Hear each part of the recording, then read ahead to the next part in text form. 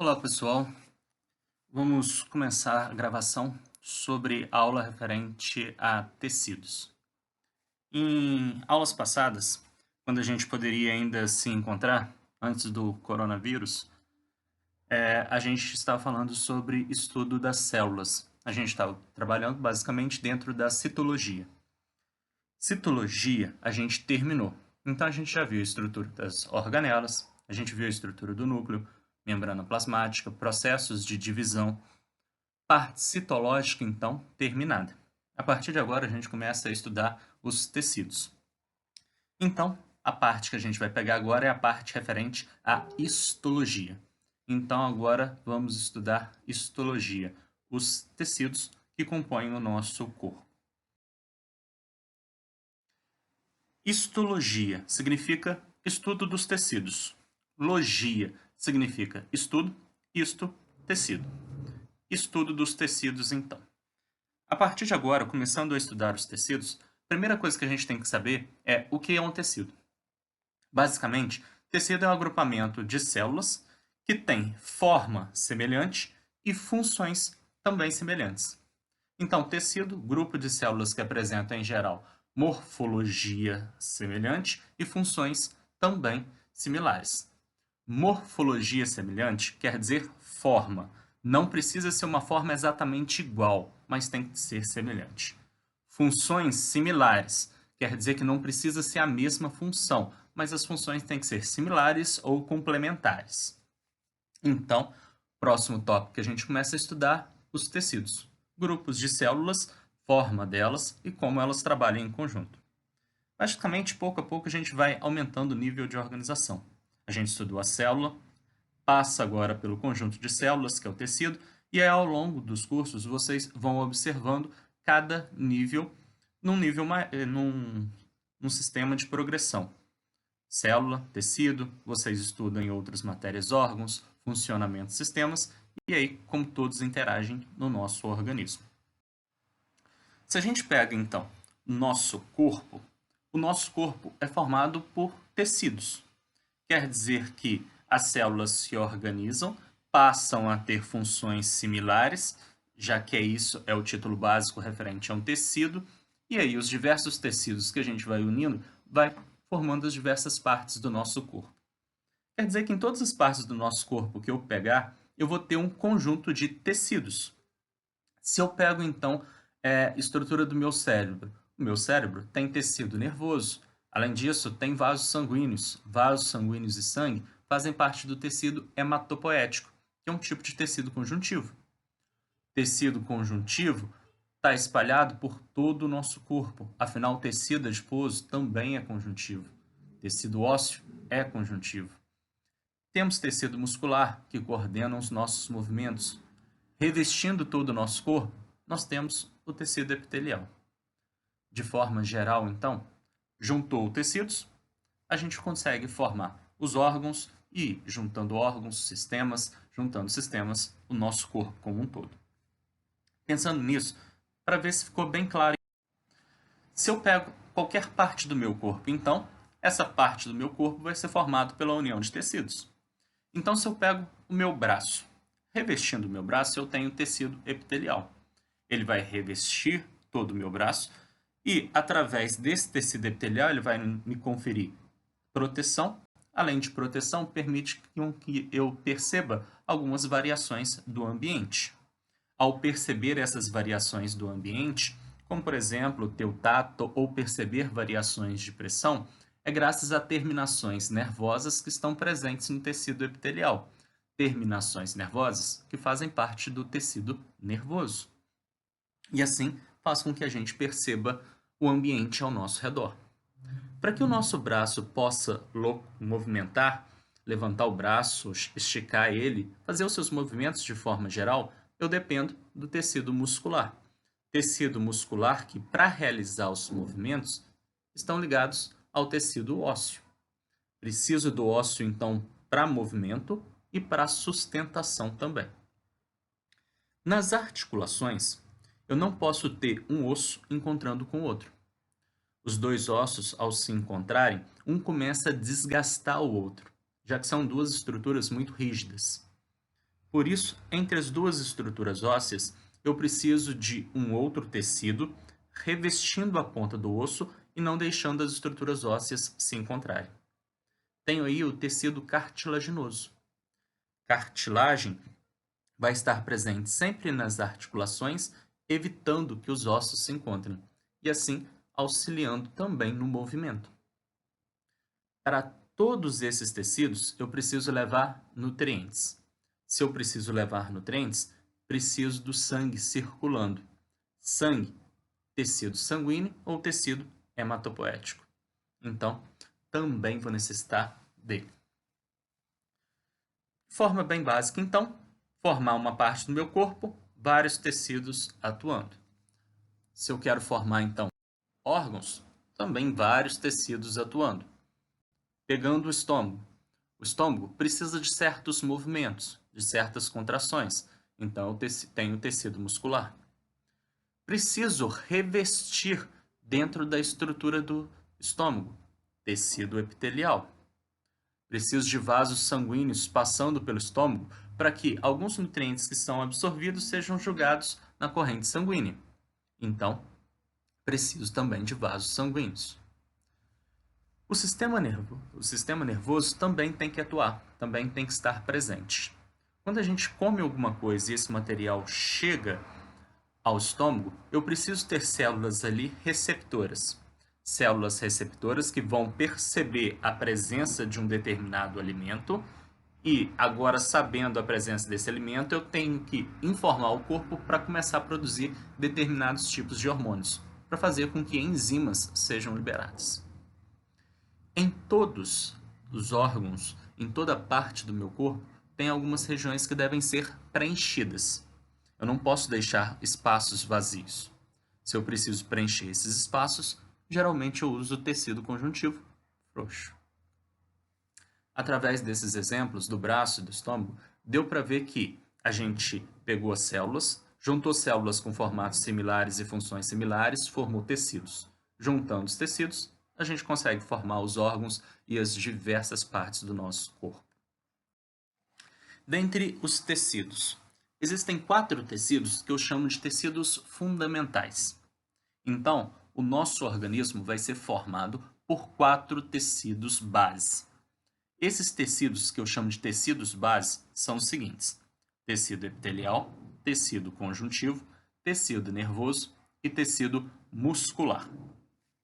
Desses 4, tecido epitelial. Na imagem da apresentação, a gente vê uma estrutura rosinha. Essa parte mais rosa, mais escura, corresponde ao tecido epitelial. Tecido epitelial tem como função básica revestir o nosso corpo. Revestir externamente e internamente. Quer dizer que, do lado de fora do meu corpo, vai estar sendo revestido por tecido epitelial. Dentro das cavidades do meu corpo, também vai estar sendo revestido por tecido epitelial. Quer dizer que, se alguém encostar no meu braço, está encostando no tecido epitelial. Se alguém encostar no meu rosto, está encostando em tecido epitelial. Dentro dos meus pulmões, revestindo internamente os pulmões, também vou ter revestimento por tecido epitelial. Meu coração é formado por 4 cavidades. Dentro de cada uma dessas cavidades, também vou ter revestimento de tecido epitelial. Ou seja, qualquer câmara que eu tenha, qualquer abertura dentro do meu organismo, eu vou revestir com tecido epitelial. Externamente a todo o meu corpo, também vou revestir com tecido epitelial. Em relação ao tecido conjuntivo, o tecido conjuntivo é um tecido que subdivide-se em diversos outros. Mas todos esses outros apresentam algumas características básicas. Todo tecido conjuntivo apresenta uma grande quantidade de fibras. Apresentando uma grande quantidade de fibras, dá para ver, através do desenho da apresentação, vários risquinhos. Esses risquinhos pretos, alguns risquinhos em vermelho. Esses risquinhos correspondem a fibras. Essas fibras vão ser formadas principalmente por uma substância chamada de colágeno, uma proteína. A gente tem diversos tipos de colágeno que a gente vai utilizar no tecido conjuntivo. De forma geral, esse colágeno formam essas fibras, então, esses risquinhos mais escuros, esses risquinhos avermelhados que a gente está vendo na imagem. Em relação ao tecido nervoso, o tecido nervoso é responsável por processar informações. Ao processar as informações, geram-se os nossos pensamentos. Tudo que a gente pensa, tudo que a gente deseja, então, tudo que a gente sonha, está relacionado com o tecido nervoso. É através da interação entre os neurônios que criam-se os nossos pensamentos, os nossos desejos. Nesse processo, nessa imagem, vocês conseguem observar 3 células maiores, que estão mais na base da foto. Essas 3 células maiores são exemplos de 3 neurônios, tá? A interação entre esses neurônios é que geram os nossos pensamentos e muitas das nossas vontades. O tecido muscular é responsável pelos nossos movimentos. Responsável por movimentos como correr, nadar, pular, movimentar um braço ou falar, e movimentos como o movimento de órgãos internos, como o coração bater, ou mesmo quando você come alguma coisa e o alimento sempre segue a mesma direção, independente de a gente estar em pé, sentado ou deitado. Então, basicamente, tecido muscular vai coordenar os nossos movimentos. De forma básica, então, tecido epitelial. Em relação ao tecido epitelial, então, tecido epitelial tem como função revestir o nosso corpo. Nesse processo de revestir o nosso corpo, lembrar que vai fazer o revestimento externo e o revestimento interno. Quer dizer que eu vou revestir do lado de fora do corpo e do lado de dentro do corpo. Se eu estou revestindo do lado externo do corpo, eu vou precisar de uma boa proteção. Então, revestimento externo geralmente vai ser formado por várias camadas de células. Se eu estou revestindo internamente, dependendo da região, como por exemplo, boca, esôfago, bexiga, preciso também de um bom revestimento, então vou precisar de várias camadas de células fazendo revestimento, como dá para ver na imagem que vocês estão vendo na apresentação. Pele, da boca, do esôfago, da bexiga urinária, formado por várias camadas de células.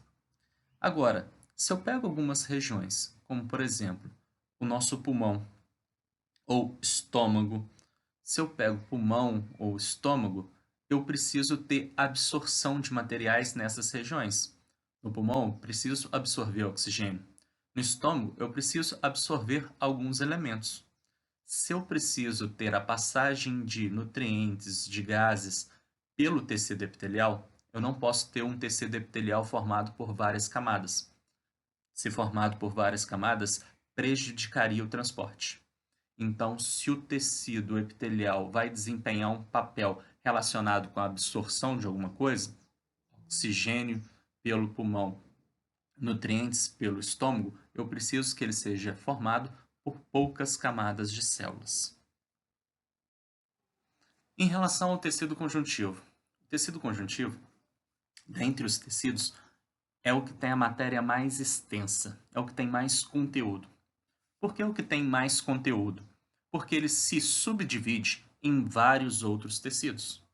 O tecido conjuntivo subdivide-se em tecido conjuntivo propriamente dito frouxo, tecido conjuntivo propriamente dito denso, modelado, tecido conjuntivo adiposo, tecido conjuntivo hematopoético, que é o sangue, tecido conjuntivo ósseo, tecido conjuntivo cartilaginoso. Quer dizer que todos esses tecidos que estão na tela mostrados para vocês, todos são variações de tecido conjuntivo. Então, o tecido conjuntivo é o tecido base e ele diferencia-se em todos esses outros. Em relação a esses tecidos, de forma bem rápida, tecido conjuntivo propriamente dito frouxo. O tecido conjuntivo propriamente dito frouxo tem como função preencher alguns espaços dentro do nosso corpo. Então, alguns espaços entre outros tecidos vai ser preenchido pelo tecido conjuntivo propriamente dito frouxo. Esse tecido conjuntivo propriamente dito frouxo também vai ser importante em processo de cicatrização. Em algumas regiões onde as estruturas celulares não têm uma boa cicatrização, o espaço de uma ferida ou o local onde eu deveria ter reposição de células, o nosso organismo coloca tecido conjuntivo propriamente dito frouxo para preencher esse espaço. Em relação ao tecido conjuntivo propriamente dito denso, modelado, ele é denso porque tem quantidade de fibras colágenas. Ele tem muito mais fibras colágenas do que o tecido conjuntivo propriamente dito frouxo. E a presença dessas fibras colágenas é que faz com que ele seja mais forte, é que ele seja denso. A gente utiliza esse tecido para a formação dos nossos tendões. Tendões precisam ser fortes o suficiente para suportar os nossos movimentos. Quando o músculo contrai, puxa um tendão e o tendão puxa a estrutura óssea. Então, esse tendão tem que ser extremamente forte. Consequentemente, ter a presença de grande quantidade de fibras colágenas vai conferir essa força. O tecido adiposo. O tecido adiposo já é mais conhecido. O tecido adiposo serve basicamente para armazenar gordura. Essa gordura que vai ser armazenada, vamos trabalhar de forma mais específica, serão os triglicerídeos. Então, eu vou armazenar dentro das células adiposas os triglicerídeos. Tecido adiposo, então, serve principalmente como uma reserva energética. Um detalhe importante, uma curiosidade, em relação ao tecido adiposo, a quantidade de células do tecido adiposo é geralmente constante. Ou seja, posso ter pequenas variações, mas geralmente permanece constante. Então, pensa o seguinte. Uma pessoa pesa 70 quilos. No que ela pesa 70 quilos, vamos colocar como um valor fictício, ou seja, estou inventando um valor, e essa pessoa possui aproximadamente 10.000 células adiposas. Então, 70 quilos, apresentando aproximadamente 10.000 células adiposas. Agora, graças ao coronavírus, essa pessoa não pode desempenhar suas atividades básicas mais, ir à aula, trabalhar, ir na academia, e nisso ela está reclusa em casa. Ficando em casa, ela está comendo bastante, assistindo Netflix e assistindo videoaulas, se Deus quiser, todos os dias. Nesse processo, só no sofazinho, assistindo videoaula no computador ou no celular e assistindo Netflix no computador ou na televisão. Tá parada, comendo muito. Começa a armazenar mais gordura, começa a armazenar mais triglicerídeos. Passou o período de reclusão, voltando às atividades normais, voltou às atividades normais, ela não está pesando mais 70 quilos. Aumentou para 110 quilos. No que aumentou para 110 quilos, aumentei 40 quilos aí. Aumentou a quantidade de células adiposas? Não, não aumentou a quantidade de células adiposas. Independente do quanto você tenha engordado nesse período, o número de células adiposas permanece constante. Tá, então se eu engordo ou se eu emagreço, o que acontece? Eu simplesmente armazeno mais triglicerídeos dentro das células adiposas. Quer dizer que essas células adiposas, se eu estiver comendo mais, elas começam a armazenar mais e ficam maiores. Se eu estou comendo menos e fazendo atividade física, elas passam a armazenar menos gordura e ficam menores.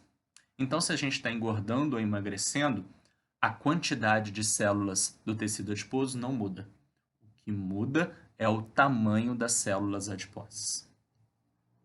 Em relação ao sangue, sangue também é um tipo de tecido conjuntivo. A gente chama de, em vez de tecido sanguíneo, a gente chama de tecido hematopoético. Para que serve esse tecido dentro do nosso organismo? Basicamente tem a função de distribuição. Tá, distribuir o quê? Tudo.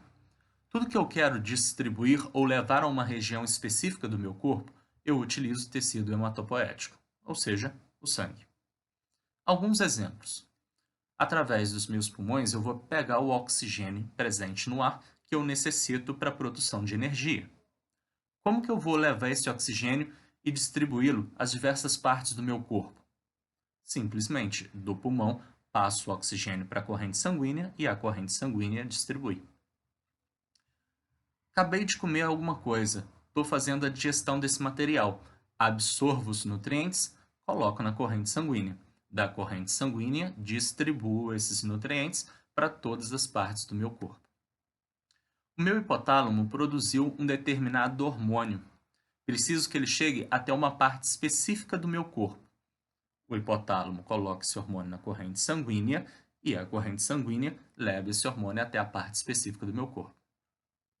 Minha célula produziu uma excreta. Essa célula vai jogar a excreta na corrente sanguínea e a corrente sanguínea leva até os rins, onde vai filtrar o sangue e retirar essa excreta para que ela seja eliminada do nosso corpo. Então, basicamente, se eu preciso levar uma substância a uma parte específica ou fazer distribuição de materiais dentro do nosso organismo, eu dependo do tecido hematopoético. Tecido ósseo. O tecido ósseo tem como função básica a sustentação. Se a gente não tem um tecido ósseo, basicamente a gente seria uma estrutura gelatinosa. Preciso do tecido ósseo para sustentar. Só que o tecido ósseo não confere apenas sustentação. Tem diversas outras funções. Dentre outra função, junto com o tecido muscular, ele coordena os nossos movimentos. A gente precisa de músculo e osso para que a gente consiga realizar os movimentos do nosso dia a dia. Tecido ósseo também é importantíssimo para armazenar algumas substâncias. Cálcio, fósforo, potássio, todas essas substâncias, quando a gente adquire elas através da alimentação, se estiverem em excesso, a gente armazena na estrutura óssea. Armazena na estrutura óssea e quando a gente precisar, a gente pega o que está armazenado. Tecido cartilaginoso também serve para sustentação. Sustentação de algumas partes do nosso corpo, como por exemplo, orelhas, nariz, traqueia. Só que o tecido cartilaginoso eu tenho apenas uma parte orgânica. Tecido ósseo eu tenho uma parte orgânica e uma parte mineralizada. Graças à parte mineralizada do tecido ósseo, ele é extremamente resistente. Cartilagem, só tendo a parte orgânica, ela é mais maleável. Por isso não tem tamanha resistência. Lembrar que tecido cartilaginoso, a gente já falou no início das apresentações, que tecido cartilaginoso também é importante para revestir as pontas dos ossos nas articulações, evitando assim contato entre as estruturas ósseas. Tecido nervoso. Em relação ao tecido nervoso, lembrar que tecido nervoso é o responsável pelos nossos pensamentos, nossos sonhos, ou seja, qualquer coisa que a gente pensar é graças ao tecido nervoso. Tecido nervoso, ele vai ser formado principalmente dessas células que estão maiores na apresentação. Essas células de grande porte são os neurônios. Os neurônios, através da comunicação entre eles, é que geram os nossos pensamentos do nosso dia a dia. Os neurônios, eles não conseguem viver sozinhos. Eles precisam de outras células para auxiliá-los. Se a gente olha nesse mesmo desenho, a gente está vendo várias outras pontuações roxinhas espalhadas pela imagem. Essas pontuações roxinhas são células anexas, células que auxiliam os neurônios em seu funcionamento. Neurônios também são responsáveis pela formação das fibras nervosas, que é quem leva a informação até um músculo para contrair, até um órgão para produzir algo de interesse ao nosso organismo. Então, basicamente, o tecido nervoso é responsável por coordenar o nosso corpo. Coordena o nosso corpo sozinho? Não. Além do tecido nervoso, eu preciso, para controlar o meu corpo, também da parte hormonal. Eu preciso dos hormônios também trabalhando para controlar o nosso organismo. Então, tecido nervoso, junto com os hormônios, é quem controlam o nosso organismo. Em relação ao tecido muscular. Tecido muscular, ele subdivide-se em 3 tipos.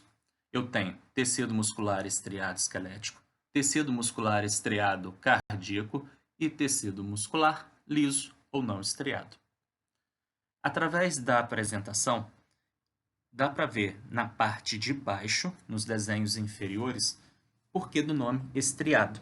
Se a gente observa no esquelético e no cardíaco, as fibras possuem variação de cor, ora mais escura, ora mais clara.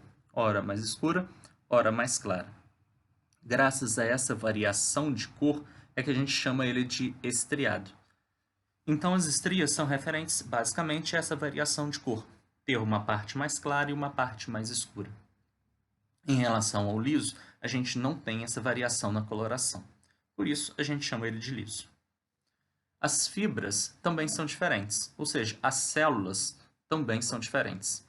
Se a gente trabalha com as células do estriado esquelético, dá para ver pela imagem que as células são compridas. Por elas serem extremamente compridas, a gente chama ela de fibra.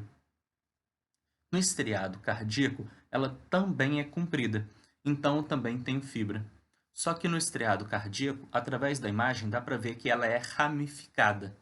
Então, eu tenho fibras ramificadas no estriado cardíaco.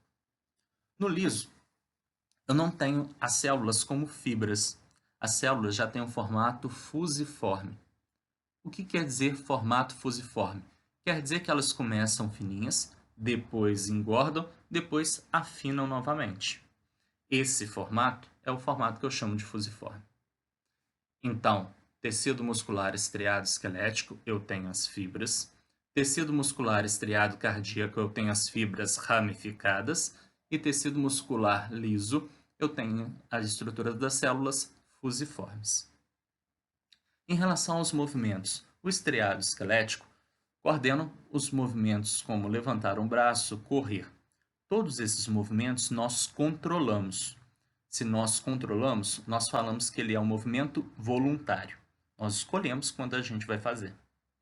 Em relação ao estriado cardíaco, a gente não escolhe quando o coração vai bater. Se a gente não escolhe quando o coração irá bater, a gente tem um movimento involuntário. Em relação ao tecido muscular liso, ele vai estar envolvendo os nossos órgãos internos, estômago, intestino delgado, intestino grosso. Ao envolver os nossos órgãos internos também realizam alguns movimentos. Nós também não coordenamos esse movimento. Se nós não coordenamos esse movimento, nós temos movimentos involuntários também presentes. Já vimos o básico sobre os tecidos. Se a gente já viu o básico sobre os tecidos, a gente vai começar a aprofundar. No que a gente vai aprofundar, o primeiro tecido que a gente vai começar a ver em detalhes é o tecido epitelial. Então, em relação ao tecido epitelial, é o que a gente vai começar a visualizar em detalhes. Uma coisa básica que a gente já comentou sobre o tecido epitelial. O tecido epitelial faz o revestimento externo e interno. Se tecido epitelial faz o revestimento externo ou interno, quer dizer que ele vai estar em contato com o meio, com o ambiente. Se é externo, ele vai estar em contato com o ar. Se é interno, ele vai estar em contato com o material que estiver circulando dentro daquele ambiente. Então, ele sempre está em contato com algum meio. Nesse processo, através da imagem presente no slide, a gente já começa a identificar o tecido epitelial. Essa parte mais escura vai corresponder ao tecido epitelial. Então, toda essa parte mais escura, tecido epitelial. A parte mais clara corresponde ao tecido conjuntivo. Dessa parte mais escura, tem uma primeira que vai até uma linhazinha mais escura que está separando as duas partes escuras. Essa primeira camada corresponde à queratina. Se eu estou trabalhando com tecido que está revestindo externamente o meu corpo, eu tenho que ter uma proteção para evitar a perda de água. Essa camada é a camada de queratina. Então, tenho a primeira camada de queratina. Após essa camada de queratina, ou seja, após essa linha que divide a parte escura em duas, a gente tem o real tecido epitelial. Então, esse daí seria o tecido epitelial presente. Em relação às características do tecido epitelial, vamos começar a ver algumas características das suas células. Primeira coisa, então, está revestindo. Ok, já sabemos essa parte. Na hora de fazer esse revestimento, o tecido epitelial pode ser classificado como simples, estratificado ou pseudoestratificado. Simples quer dizer que ele vai ser formado por uma camada única de células. Então, uma única camada de células. Os 3 desenhos superiores mostram isso. Tecido epitelial sendo formado por uma única camada de células. O tecido epitelial pode ser formado por mais de uma camada de células. Se for formado por mais de uma camada de células, eu classifico ele como estratificado. Na parte inferior, no canto, eu tenho 2 formas de tecido estratificado. E o pseudoestratificado? Pseudoestratificado quer dizer que tem apenas uma camada de células, mas por elas estarem meio que desorganizadas, pode dar a impressão de ter mais de uma camada. Então, pseudoestratificado, eu só tenho uma camada de células, mas pela desorganização delas, passa a impressão de ser formado por mais de uma camada. Voltando tudo novamente então. Se eu só tenho uma camada de células, classificação simples. Se tem mais de uma camada de células, estratificado. Se só tem uma camada de células, mas parece que tem mais, pseudoestratificado. Então, a primeira forma de classificar o tecido epitelial é em relação à quantidade de camadas presentes. Segunda forma de classificação, que dá para observar pelos slides, é a forma. Elas podem ser achatadas, que eu chamo de pavimentosas. Elas podem ser quadradinhas, o que eu chamo de cúbicas, ou elas podem ser colunares ou prismáticas. Então, em relação à forma, dá para observar através das 3 imagens superiores, que são as melhores para a gente observar isso. Elas podem ser achatadas, que eu chamo pavimentosas, podem ser quadradinhas, que eu chamo de cúbicas, ou podem ser colunares ou prismáticas. Só que não vai dar para a gente observar, quando a gente estiver olhando em microscópio, a membrana plasmática. Se não dá para olhar a membrana plasmática, como é que eu vou saber essas formas? Simples, a gente não vai olhar a membrana plasmática. Para saber a forma, a gente vai olhar o núcleo das células. Se o núcleo estiver achatado, a célula é pavimentosa. Se o núcleo estiver redondinho, a célula será cúbica. Se o núcleo estiver oval, a célula será prismática ou colunar. Núcleo achatado pavimentoso, núcleo redondo cúbico, núcleo ovoide, a gente tem colunar. Então, assim a gente consegue fazer essa classificação, tá? Para fazer essa classificação quando é estratificado, a gente vai olhar sempre a camada mais superficial. Então, quando a gente olha o estratificado pavimentoso, que é esse mais embaixo no cantinho, a gente vê que na base as células são mais cúbicas. Em cima é que as células são mais achatadas.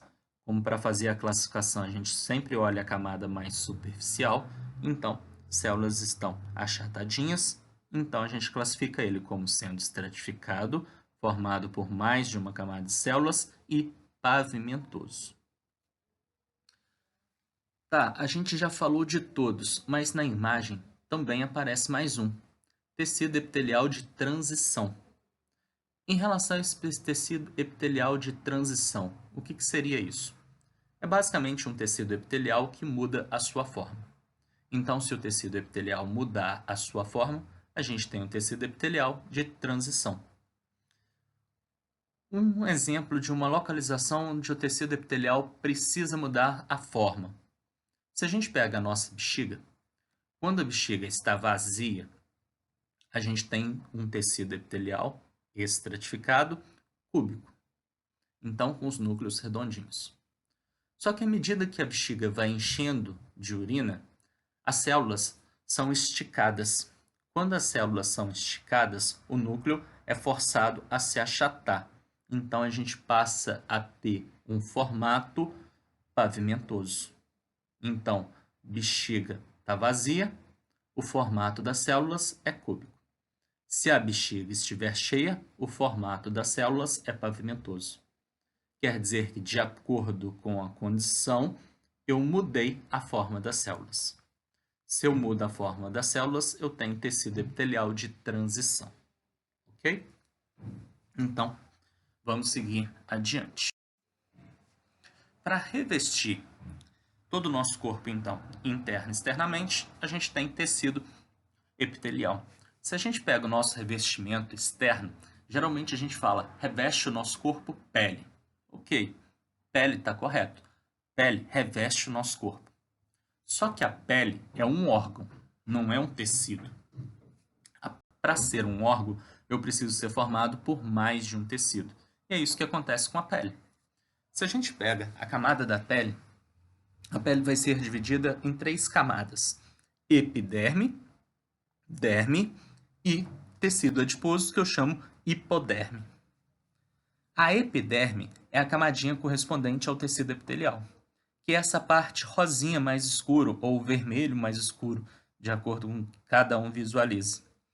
Essa partezinha correspondente à epiderme, apenas essa camada corresponde ao tecido epitelial. Se é o tecido epitelial que reveste externamente ao nosso corpo, lembra que ele precisa, sobre ele, ter uma camada córnea, que é uma camada de queratina, para evitar a perda de água para o ambiente. Abaixo da epiderme, a derme corresponde a um tecido conjuntivo. E a hipoderme é o tecido adiposo. Então, quer dizer, epiderme é tecido epitelial, derme é um tecido conjuntivo, tecido adiposo, que é a hipoderme, que é o terceiro tecido. Se eu tenho mais de um tecido, então eu tenho um órgão, tá? É o maior órgão do nosso organismo. De toda forma, foco para a gente. Epiderme vai estar revestindo externamente o corpo. Então, primeira camadinha revestindo externamente o nosso organismo. Através dessa imagem, dá para a gente observar essas 3 camadas, então. Se a gente pega no topo da imagem, a parte rosinha, avermelhada, bem no topinho, essa parte corresponde ao tecido epitelial. A parte em azul ou verde água, como vocês queiram classificar, essa parte azul ou verde água corresponde ao tecido conjuntivo, o que eu chamo de derme. Esses aglomerados de células esbranquiçadas no meio da derme, eu chamo essas estruturas de hipoderme. É basicamente o tecido adiposo. Para algumas pessoas que são mais curiosas, se vocês observarem, tem algumas estruturinhas preenchidas com um vermelhinho bem forte. Essas regiões preenchidas com um vermelhinho bem forte são vasos sanguíneos presentes. Lembrar que tecido epitelial também reveste internamente nosso corpo. Então, se eu pego dentro do pulmão, dentro das vias urinárias ou do tubo digestório, o tecido epitelial vai estar revestindo. Vai estar revestindo com uma camada apenas, ou seja, simples, ou mais de uma camada, estratificado. Depende apenas se naquela região vai ter absorção ou não. Se tiver absorção de oxigênio ou de nutrientes, camada simples. Se não tem absorção, estratificado. Se a gente pega, por exemplo, através dessa imagem, sistema respiratório. Dentro dos nossos pulmões, a gente precisa ter absorção de oxigênio. Então, tem que ter tecido epitelial simples. Se a gente olha a imagem da lâmina, a gente está vendo o epitélio respiratório. Então, está bem divididinho a camada superficial. E aí, a gente tem uma camada apenas de células. As partes mais escuras correspondem aos núcleos. A gente vê que tem vários núcleos e esses núcleos estão ovoides. Então, a gente tem células com formato prismático ou colunar.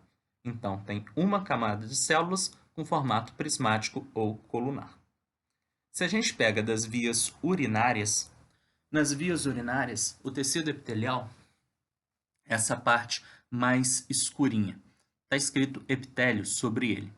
Em relação a esse tecido epitelial, está vendo que tem as partes mais escuras que correspondem aos núcleos. Tem diversos núcleos de formatos irregulares, mas tem alguns que a gente consegue ver e são um pouco mais arredondados.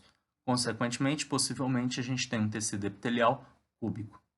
A gente consegue ver que tem também vários núcleos um em cima do outro.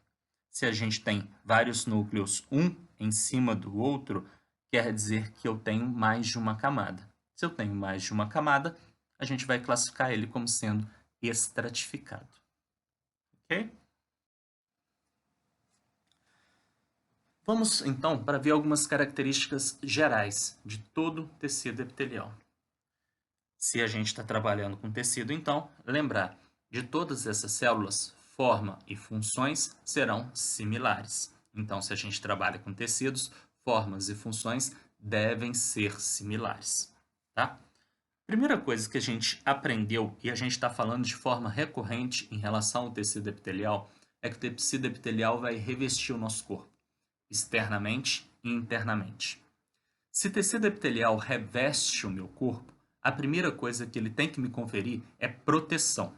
Tecido epitelial, então, vai ter que me conferir proteção. O que isso quer dizer? Quer dizer que vírus, bactérias, fungos, o tempo todo vão tentar invadir o meu organismo. Essas estruturas tentando invadir o meu organismo, eu não posso deixar. Se eu não posso deixar, o tecido epitelial tem que funcionar, então, como uma barreira de proteção. Ele tem que proteger o meu corpo. Se as células do tecido epitelial forem separadas umas das outras, vai sobrar espaço entre elas para que esses micro-organismos possam entrar no meu corpo. Eu não quero isso. Como eu não quero isso, como na imagem dá para perceber, as células do tecido epitelial vão ficar uma do lado da outra, basicamente uma colada na outra. Quando uma célula fica bem juntinha da outra, como está dando para ver através da imagem, a gente fala que elas são justapostas. Tecido epitelial, então, para proteger o nosso corpo, não deixar com que micro-organismos passem entre eles e entre dentro do nosso corpo, todas as suas células serão justapostas. Se eu tenho grande quantidade de células, então, todas coladas umas nas outras, eu falo que possui grande densidade celular. Substâncias entre elas. Se elas estão coladas, pouca substância presente entre uma célula e outra. Consequentemente, pouca substância extracelular. Através do desenho do lado, que está preto, verde e azul, dá para a gente observar essa pouca presença de substância intercelular. Em azul, a gente tem o núcleo, em preto, a gente tem o citoplasma, e corado em verde, a gente tem a estrutura do material entre uma célula e outra. Dá para ver que a gente vai ter pouca substância entre as células, ou seja, pouca matriz extracelular. Outra coisa relacionada à proteção é a seguinte: se no tecido epitelial possuir vasos sanguíneos, quer dizer que, basicamente, externamente ao meu corpo, eu tenho esses vasos sanguíneos presentes. Se um vírus cai nesse vaso sanguíneo, ele vai ser distribuído de forma rápida pelo meu corpo. Eu não quero isso. Como eu não quero isso, por proteção, o meu tecido epitelial não pode ter vasos sanguíneos. Se o meu tecido epitelial não pode ter vasos sanguíneos, eu vou classificar o meu tecido epitelial como sendo um tecido avascular. Quer dizer que não tem vasos. Nenhum tipo de vaso. Então, não tem artéria, não tem veia, não tem vênula, não tem arteríola, nenhum tipo de vaso. Só que aí gera um problema. Nutrientes, gases, substâncias químicas, todas elas chegam até as células através da corrente sanguínea.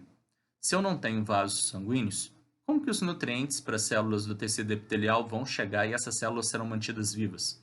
Como é que o oxigênio que ela precisa vai chegar para que ela seja mantida viva? Simples. Sempre abaixo do tecido epitelial, a gente vai ter o tecido conjuntivo. Então, sempre abaixo do tecido epitelial, o tecido conjuntivo estará presente. No tecido conjuntivo, eu tenho vasos sanguíneos. Vou tirar os nutrientes desses vasos sanguíneos e esses nutrientes vão para as células do tecido conjuntivo. Das células do tecido conjuntivo, eu vou passando célula a célula, até chegar nas células do tecido epitelial. Quer dizer que eu tiro nutrientes, então tiro oxigênio da corrente sanguínea, jogo para as células do tecido conjuntivo. Das células do tecido conjuntivo até todas as células do tecido epitelial, eu vou passando célula a célula os nutrientes, tá? Esse processo, onde eu passo célula a célula, depende da variação do gradiente de concentração. Esse termo, gradiente de concentração, a gente já falou. Eu passo de onde tem mais soluto para onde tem menos soluto. Processo que a gente conhece como difusão. E aí eu tenho a difusão simples e a difusão facilitada.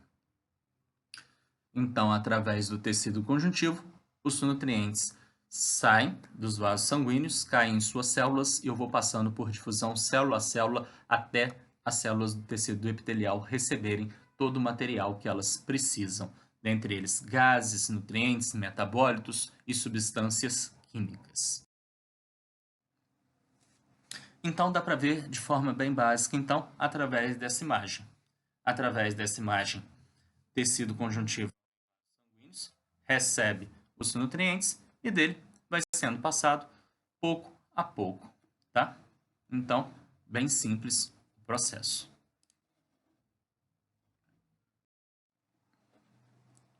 Em relação às características gerais do tecido epitelial, vamos considerar também uma coisa que é essencial. Se o tecido epitelial está revestindo, quer dizer que uma parte da célula vai estar em contato com a parte externa, as laterais da célula estarão em contato com outras células e a base estará em contato com a membrana basal ou também com células. Então a gente pode falar que o tecido epitelial, as células mais da superfície, são células polarizadas. Ela tem a parte superficial,